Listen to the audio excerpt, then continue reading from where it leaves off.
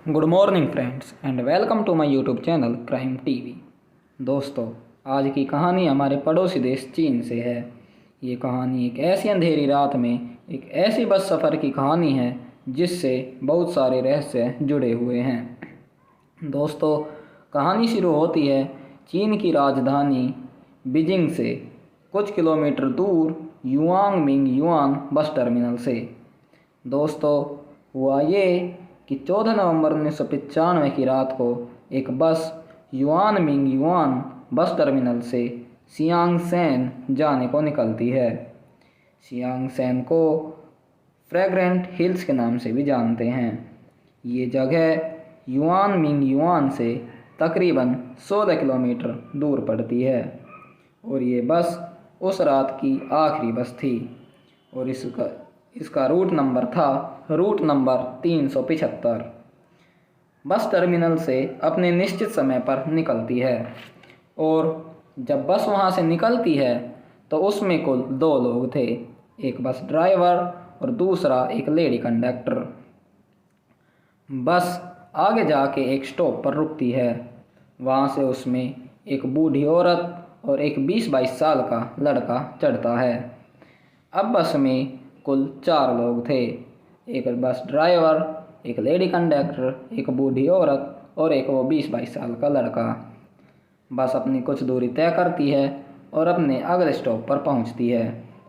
वहां से उसमें एक यंग कपल चढ़ता है। बस अब आगे चलती है और अब बस में कुल 6 लोग थे, एक बस ड्राइवर, एक लेडी कंडक्टर, एक बूढ़ी औरत, एक 20-22 साल का लड़का और एक यंग कपल। फिर बस आगे चलती है और कुछ दूर चलने के बाद बस ड्राइवर को बीच रास्ते में 2 लोग खड़े नज़र आते हैं और बस रुकवाने के लिए हाथ हिलाते हैं। पहले तो ड्राइवर सोचता है कि वो बस नहीं रोकेगा, लेकिन फिर लेडी कंडक्टर के कहने पर ड्राइवर बस रोकने के लिए तैयार हो जाता है, क्योंकि ये इस रूट की आखिरी बस थी और इसके बाद कोई और बस नहीं आती। वो सोचता है कि अगर वो बस नहीं रोकेगा तो ये बेचारे पूरी रात यहीं खड़े रह जाएंगे और इसलिए ड्राइवर बस रोक देता है। लेकिन जब वो 2 लोग बस में चढ़ते हैं तो दिखता है कि वो 2 नहीं 3 हैं। उन 2 लोगों ने तीसरे आदमी को इस तरह पकड़ रखा था कि वो दिखाई ही नहीं दे रहा था। वो तीसरा आदमी जो लोगों को बस में चढ़ने के बाद दिखाई दिया, उसके दोनों हाथ उन दोनों शख्स के कंधे पर थे और उसके बाल बिखरे हुए थे, जिसकी वजह से उसका चेहरा देख पाना मुश्किल था। और वो दो शख्स जिन्होंने उस तीसरे आदमी को सहारा दे रखा था, उनका चेहरा बिल्कुल सफ़ेद था, एक नॉर्मल आदमी से भी ज़्यादा सफ़ेद। और उन्होंने चीन के ट्रेडिशनल कपड़े पहन रखे थे जो कि क्विंग राजवंश के दौरान पहने जाते थे। और फिर वो तीनों शख्स बस की पीछे वाली सीट पर जाकर बैठ जाते हैं और बस आगे चल देती है। लेकिन इन तीनों को देखकर बस में बैठे बाकी के लोग घबरा जाते हैं, क्योंकि उनका आधी रात को चढ़ना और 2 लोगों का चढ़ना, फिर बाद में 3 दिखाई देना और उनके अजीब से कपड़े, इन सब ने मुसाफिरों के अंदर एक बेचैनी सी पैदा कर दी थी। उस बस की जो लेडी कंडक्टर थी, उसने उन लोगों को शांत करने की कोशिश की। उसने कहा कि ये शायद किसी नाटक मंडली से होंगे और घर जाने की जल्दबाजी में कपड़े बदलना भूल गए होंगे। उस लेडी कंडक्टर की बात सुनकर वो यंग कपल और वो लड़का तो शांत हो जाते हैं, लेकिन वो बूढ़ी औरत शांत नहीं होती और वो बार बार पीछे मुड़कर देखने लगती है। बस आगे चलती रहती है और 2-3 स्टॉप के बाद जो यंग कपल है उनका स्टॉप आ जाता है वो उतर जाते हैं और फिर बस अपनी मंजिल की तरफ आगे चल देती है। अब उस बस में केवल 7 लोग सवार थे, एक ड्राइवर, एक लेडी कंडक्टर, एक वो बूढ़ी औरत, एक लड़का और वो 3 जो बिल्कुल लास्ट में चढ़े थे। बस आगे चलती रहती है और अचानक वो बूढ़ी औरत खड़ी होती है और अपने आगे वाले लड़के पर चिल्लाने लगती है और कहती है कि उसने उसका पर्स चुरा लिया और अब वो उसको पुलिस के हवाले करेगी। लेकिन वो लड़का कहता है कि उसने कोई पर्स नहीं चुराया है। उन दोनों के बीच में बहस होने लगती है। ये शोर सुनकर उस बस की लेडी कंडक्टर भी वहाँ आ जाती है और पूछती है कि क्या हुआ। तो बूढ़ी औरत कहती है कि इसने मेरा पर्स चुरा लिया।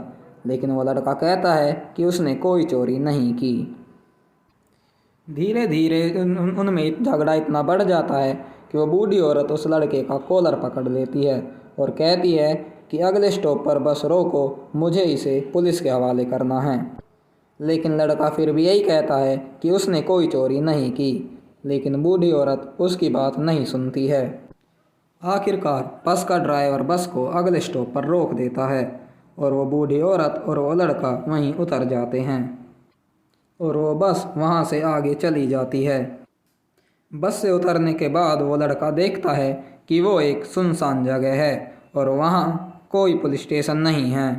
तो वो उस बूढ़ी औरत पर चिल्लाता है और कहता है कि तुमने मेरी बस निकलवा दी, इसके बाद अब कोई बस नहीं है, मैं अपने घर कैसे जाऊँगा। ये सब बातें वो उस बूढ़ी औरत से कहता है। तो बूढ़ी महिला उस लड़के से कहती है कि यहाँ कोई पुलिस स्टेशन नहीं है और मैंने तुम्हें पुलिस स्टेशन ले जाने के लिए नहीं उतारा, बल्कि मैंने तुम्हारी जान बचाई है। वो बूढ़ी औरत उस लड़के से बोलती है कि मेरे पास और कोई रास्ता नहीं था और मुझे तुम्हें इस तरह से बाहर निकालना था जिससे किसी को शक ना हो। उस बूढ़ी औरत की बात सुनकर वो लड़का सोच में पड़ जाता है और सोचता है कि उसने मेरी जान कैसे बचाई। और वो उस बूढ़ी औरत से बोलता है कि आखिर तुमने मेरी जान कैसे बचाई। तो वो बूढ़ी औरत उससे बोलती है कि तुम्हें वो 3 लोग याद है जो सबसे आखिरी में बस में चढ़े थे। लड़का बोलता है कि हाँ, वो थोड़े अजीब थे। तो वो बूढ़ी औरत बोलती है कि जब से वो बस में चढ़े मुझे बहुत अजीब लग रहे थे, इसलिए मैं उन्हें बार बार पीछे मुड़ मुड़ कर देख रही थी। तो इसी बीच एक बार खिड़की से तेज़ हवा अंदर आई और उनके कपड़े हवा में उड़े और तब मैंने देखा कि उन तीनों के पैर गायब थे और मुझे पक्का यकीन है कि वो तीनों इंसान नहीं थे। मुझे अपने साथ साथ तुम्हारी भी जान बचानी थी, इसलिए मैंने तुम पर झूठा इल्ज़ाम लगाकर तुम्हें बस से उतार दिया।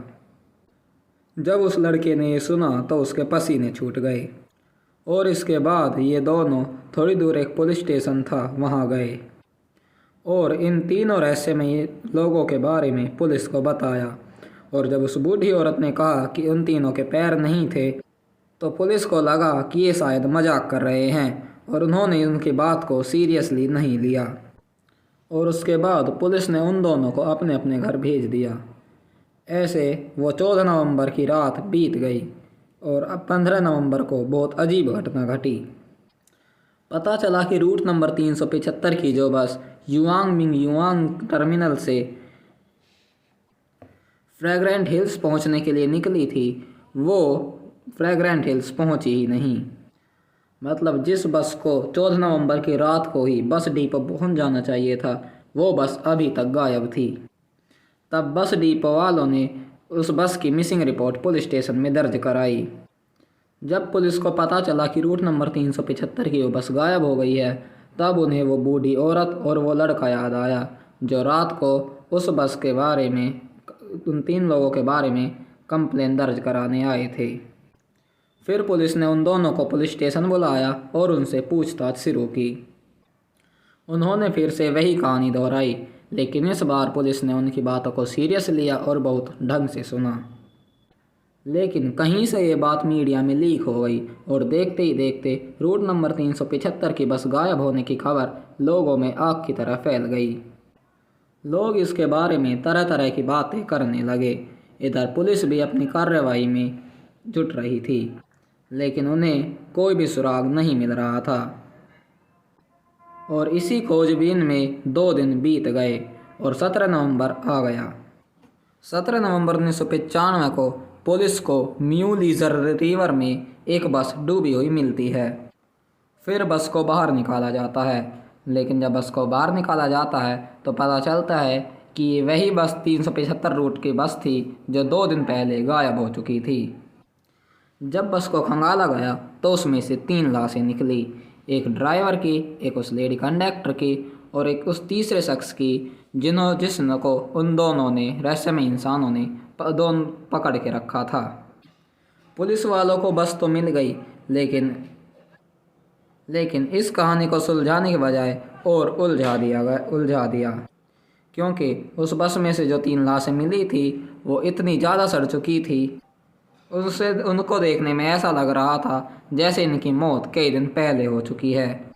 क्योंकि ये बस 2 दिन पहले ही गायब हुई थी, इसीलिए 2 दिन में लाशों का इतना ज़्यादा सड़ना पॉसिबल ही नहीं है। गर्मी अगर बहुत ज़्यादा भी हो तब भी 2 दिन में लाश इतनी नहीं सड़ सकती, लेकिन उस वक्त तो नवंबर का महीना चल रहा था, तो फिर इतनी जल्दी ये लाश इतनी कैसे डिकम्पोज हो गई, पुलिस वालों को ये समझ में नहीं आ रहा था। दूसरी जिस नदी में पुलिस वालों को ये बस डूबी हुई मिली वो फ्रेग्रेंट हिल से तकरीबन 100 किलोमीटर दूर थी।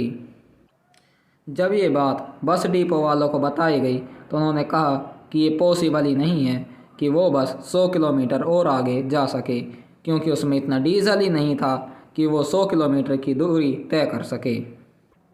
ये बात सुनकर पुलिस वाले और हैरान हो गए। इसके बाद पुलिस वालों ने ये चेक करने के लिए कि उसमें फ्यूल है या नहीं उसका फ्यूल टैंक खोला, लेकिन जैसे ही उसका बस का फ्यूल टैंक खोला गया उसमें ताज़ा खून भरा हुआ था। उसके बाद पुलिस ने सीसीटीवी कैमरे खंगाले तो पता चला कि जहां वो बूढ़ी औरत और वो लड़का उतरा था वहां तक के सीसीटीवी कैमरे में बस कैद हुई है, लेकिन उससे आगे किसी भी सीसीटीवी कैमरे में वो बस नहीं दिखाई दी। और क्यों कैद नहीं हुई इसका जवाब किसी के पास भी नहीं था। इसके बाद ये छानबीन ऐसे ही चलती रही, लेकिन इसका कोई भी फ़ायदा नहीं हुआ। आज 2021 में इस घटना को तकरीबन 26 साल हो चुके हैं, लेकिन अभी भी इनके सवालों का कोई जवाब नहीं मिला है। आज तक 4 सवालों के जवाब किसी को नहीं मिले। पहला कि वो जो 3 रहस्यमयी लोग बस में चढ़े थे वो कौन थे। दूसरा कि बिना डीजल के बस 100 किलोमीटर आगे कैसे चली गई।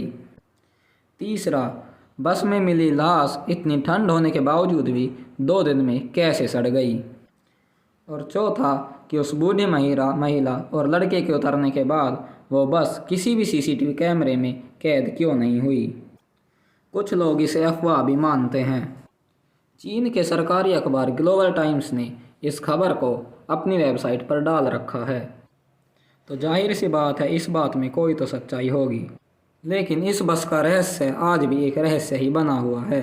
उन 4 सवालों के जवाब आज तक किसी को नहीं मिले। तो दोस्तों ये थी कहानी रूट नंबर 375 बस की। अगर आपको कहानी पसंद आई है तो हमारे चैनल को लाइक करें, शेयर करें, सब्सक्राइब करना ना भूलें और कमेंट करके बताएं कि आपको ये कहानी कैसी लगी। Thank you. फिर मिलेंगे जल्दी अगली वीडियो में।